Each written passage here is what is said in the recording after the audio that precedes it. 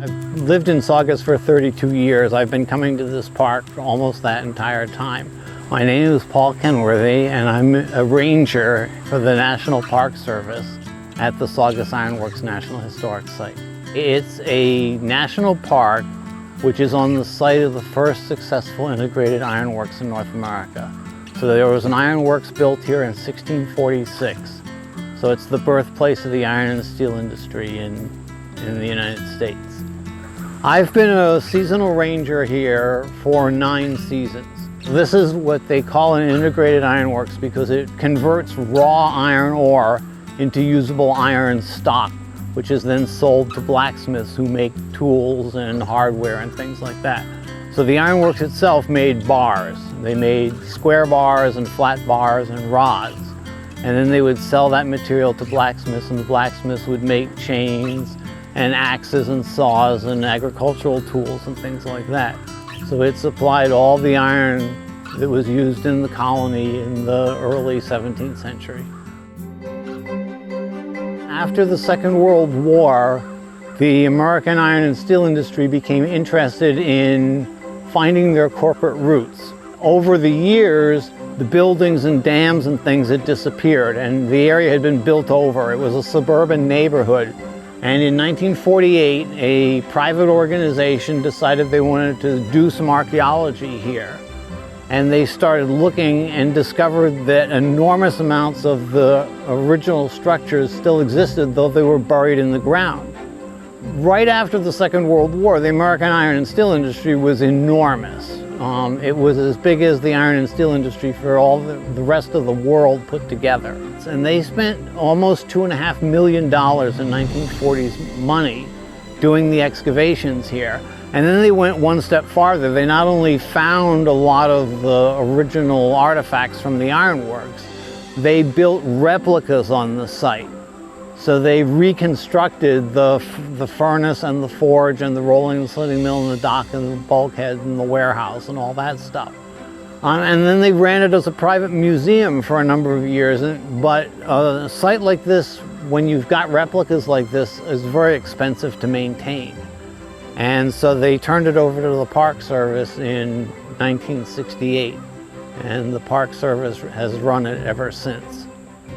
If you actually count the river, it's about 12 acres. The original operation was almost a square mile. There were a whole bunch of things here that didn't get recreated. So they did the buildings that are directly associated with iron production. But there were a whole bunch of other support things that were going on. So there were houses for the managers, there were houses for the workers, there were farms where they grew crops to feed the workers and kept oxen that they used to move the raw materials around. There was an enormous system of water reservoirs to drive the water wheels. They had 11 water wheels here when it was in full production. So they dammed the Saugus River and flooded all of what's modern day North Saugus. All the way up to the Wakefield line was underwater. There are a lot of different things to appreciate here. There's a tidal estuary right behind me. So there's a lot of wildlife associated with that. Fish migrate through here in the springtime and the fall. And there's a lot of other animals and plants in the area because of the tidal estuary. And then the ironworks on top of it draws a lot of attention, partly for the historic reasons and partly for the technology. You know, it's a registered technology site because of all the equipment that they had here. So there are people who are interested in the technology here, there are people who are interested in the metallurgy, there are people who are interested in the history, and there are people who are interested in the natural resources. So there's a lot of things that sort of come together in this spot. My name is Alyssa Hathorn. I am a seasonal interpretive ranger. When I first accepted my position as a park ranger, they asked if I would be interested in learning some blacksmithing, and I definitely agreed because that sounded really exciting. Kind of learning a trade and a skill that has been used for like thousands of years essentially at this point. And I learned from another coworker who had many years experience. And we come down here and we practice when we can, and we'll do demonstrations. So yeah, it's kind of how I'm still getting into it. So the main purpose of the blacksmith shop really at the ironworks was to make sure there was tools provided for the maintenance of the site, for the local village of the families that lived there, and to provide the local area with the tools that they would need. So whether that would be axes for cutting all the wood to make charcoal, or saws, or especially nails, or even things like fish hooks. They created that so that they could support the community as a whole.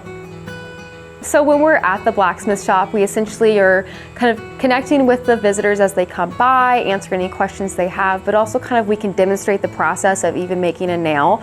So we have the nail rods, and then we can show how we're heating them up using the hand-pumped bellows we have here in the blacksmith shop. And we can show them how we hammer it and notch it and put a head on the nail, so we can actually show them start to finish and show them the finished nail at the end. So that's pretty neat for them to get that experience.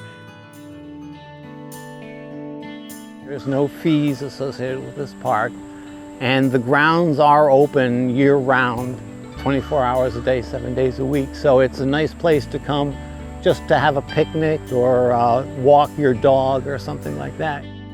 The thing I love the most about the park is talking to the visitors. I mentioned that a lot of people have a lot of different reasons for coming here, and it's fun to experience some of that, to try and connect people to the site.